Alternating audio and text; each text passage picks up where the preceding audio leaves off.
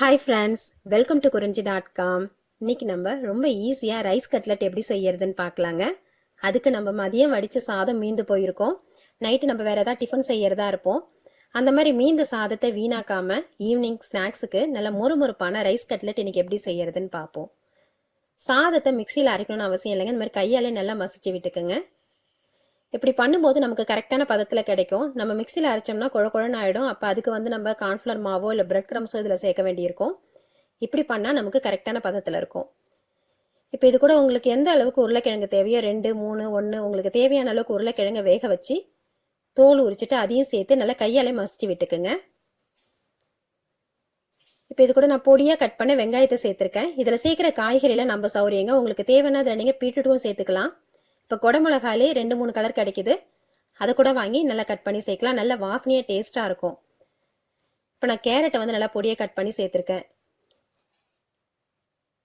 குடமிளகால பச்சை கலர் குடமிளகா எனக்கு கிடைச்சது, நான் அதை கட் பண்ணி சேர்த்துருக்கேங்க. இது நல்லா முறுமுறுப்பாக இருக்கிறதுனால உள்ளே என்ன வச்சுருக்கோன்னு குழந்தைங்க யோசிக்க மாட்டாங்க. விருப்பப்பட்டு சாப்பிட்டுடுவாங்க. நம்மளும் நிறைய காய்கறியை கொடுத்த திருப்தி நமக்கு கிடைக்கும்.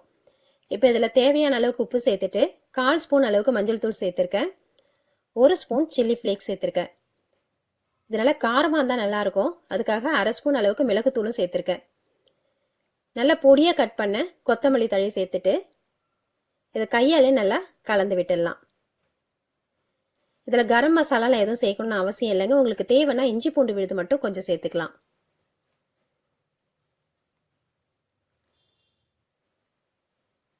இந்த மாதிரி ரெடி பண்ணிவிட்டு கையில் கொஞ்சமாக தண்ணி தொட்டுக்கிட்டு நமக்கு எந்த ஷேப்பில் வேணுமோ அந்த ஷேப்பில் நம்ம ரெடி பண்ணிக்கலாம்.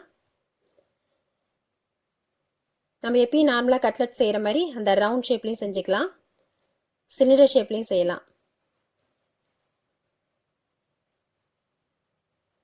ரொம்பவே எளிமையாக நம்ம வீட்டில் இருக்கிற பொருளை வச்சு கொஞ்சம் கூட செலவே இல்லாமல் இந்த மழை டைமில் நல்ல முறுமுறுப்பான ஒரு ஈவினிங் ஸ்நாக்ஸுங்க.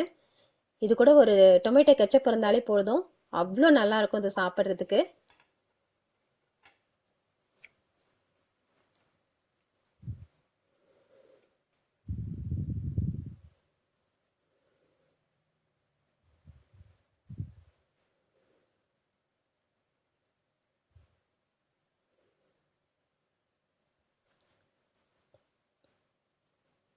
இந்த மாதிரி ரெடி பண்ணிக்கலாம். இந்த மாதிரி சிலிண்டர் ஷேப்லையும் நம்ம செஞ்சு எடுத்துக்கலாம்.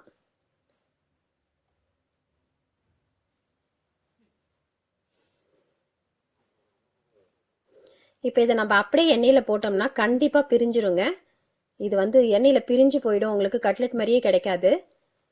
இதை நம்ம கார்ன்ஃப்ளவர் மாவில் நனைச்சிட்டு அதுக்கப்புறம் பிரெட் க்ரம்ஸில் பரட்டி எடுத்து போடும்போது தான் நமக்கு அந்த கட்லெட் ஷேப்பும் அந்த மொறுமொறுப்பும் நல்லா கிடைக்கும்.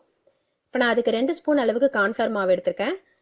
அதை ஒரு 1/2 டம்ளர் அளவுக்கு தண்ணி ஊற்றி நல்லா தண்ணியாக கரைச்சி எடுத்துக்கோங்க. திக்காலாம் இருக்கணும்னு அவசியம் இல்லை, நல்லா தண்ணியாக கரைச்சி எடுத்துக்கோங்க. இந்த மாதிரி அந்த கார்ன்ஃப்ளவர் மாவில் நனைச்சிட்டு பிரெட் க்ரம்ஸில் பரட்டி எடுத்துக்கலாம்.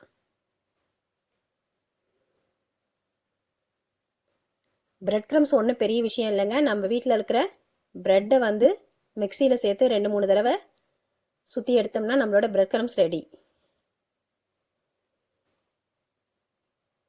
இது நல்ல ஒரு மொறுமொறுப்பு கிடைக்கும். நீங்கள் நினைக்கலாம் பிரெட்டு சேர்த்தாக்கா பிரெட் க்ரம்ஸ் சேர்த்தா இனிப்பாக இருக்குமே. நம்ம உள்ளே நல்ல காரமாக செஞ்சுருக்கோம். இது சில்லி ஃப்ளேக்ஸ் மிளகுத்தூள்லாம் சேர்த்துருக்கிறதுனால இது லைட்டான ஸ்வீட்டோடு இருக்கும். இது சாப்பிட்றதுக்கும் நல்ல டேஸ்ட்டாக இருக்கும். இப்போ நம்ம அந்த மாதிரி எல்லாத்தையும் ரெடி பண்ணிவிட்டு இதை பொரிச்சு எடுக்கிறதுக்கு மிதமான தீயில வச்சு பொரிச்சு எடுத்துக்கோங்க. அப்போ தான் மேலேயும் நல்லா மொறுமொறுப்பாக இருக்கும், உள்ளேயும் நல்லா மொறுமொறுப்பாக இருக்கும். இது கடலை எண்ணெய்ன்றதுனால இந்த மாதிரி நல்லா மேலே நுரைச்சிட்டு வருது. எப்பயுமே நீங்கள் இந்த மாதிரி எண்ணெயில் பொரிக்கிற ஐட்டத்தெல்லாம் கடலை எண்ணெயில் செய்யுங்க. சமையலுக்கு நல்லெண்ணெய் யூஸ் பண்ணுங்க, உடம்புக்கு ரொம்ப நல்லது. அதுவும் நம்ம செக்கில் ஆட்டி எடுத்த எண்ணெய்னா ஒன்றுமே ரொம்ப நல்லது.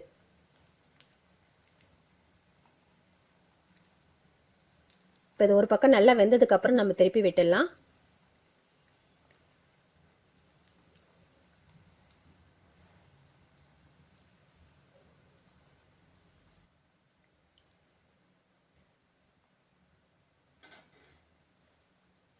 நம்ம கார்ன்ஃப்ளவர் மாவில் நினச்சிட்டு பிரெட் க்ரம்ஸில் பரட்டி எடுத்ததுனால இது ஒன்று கூட உடையவே உடையாதுங்க. நமக்கு அழகான ஷேப்பில் பார்க்கவே நல்ல கோல்டன் கலரில் அவ்வளோ சூப்பராக மொறுமொறுப்பாக இருக்கும். இது 2லேருந்து 3 மணி நேரம் வரைக்கும் கூட இந்த மொறுமொறுப்பு அடங்காது. நல்ல ஒரு கிறிஸ்பியான ரைஸ் கட்லெட் இது. கண்டிப்பாக நீங்கள் இதை உங்கள் வீட்டில் ட்ரை பண்ணி பாருங்கள். எண்ணெயை வடிகட்டிட்டு நம்ம எடுத்துடலாம்.